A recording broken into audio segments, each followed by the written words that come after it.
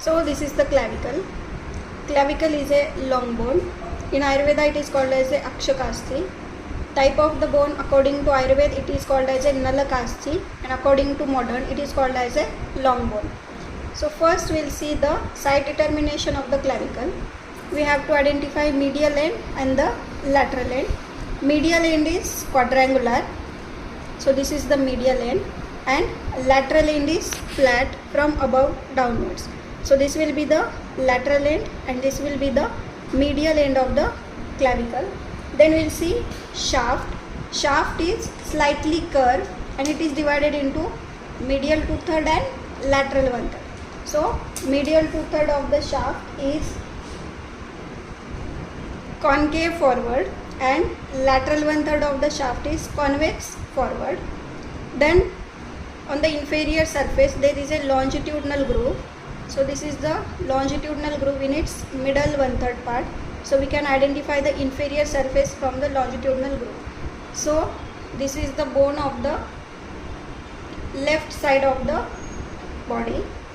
Then we will see features of the clavicle. First we will see two ends and then we will see the shaft.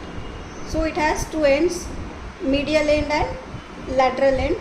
Medial end is quadrangular, lateral end is flat. Medial end is articulate with the sternum, so it will form the sternoclavicular joint. Lateral end articulate with the scapula, so here is a formation of joint. Then to the shaft. Shaft is divided into two parts, medial 2/3 and lateral 1/3.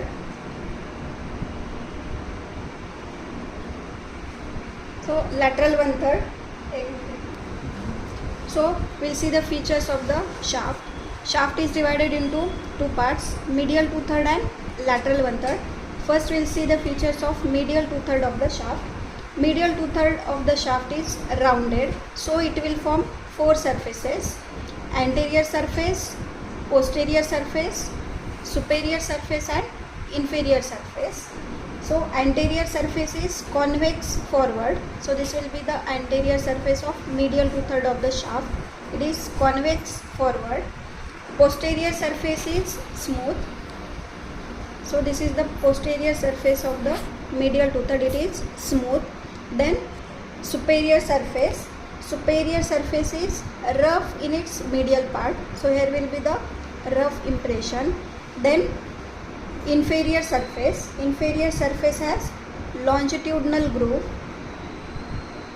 which is called as a subclavian groove. So these are the four surfaces of medial 2/3 of the shaft: anterior, posterior, superior and inferior. Then we will see lateral 1/3 of the shaft. Lateral 1/3 of the shaft is flat from above downward. So as it is a flat, it will has two borders and two surfaces. Two borders are anterior border and second is posterior border, and two surfaces are superior surface and inferior surface. First we will see borders. So this is the anterior border. Anterior border is concave forward and posterior border is convex backward. So this is anterior border concave and posterior border is convex. Then we will see surfaces: superior surface and inferior surface. Superior surface is subcutaneous, which means it can be felt through the skin. Then inferior surface has two features. One is conoid tubercle and second is trapezoid ridge in its inferior surface. So now we will see the muscle attachments of the clavicle. First we will see medial 2/3, then lateral 1/3 and then the two ends. First, attachments on the medial 2/3 of the shaft. Medial 2/3 has four surfaces. So first, anterior surface gives origin to the pectoralis major muscle.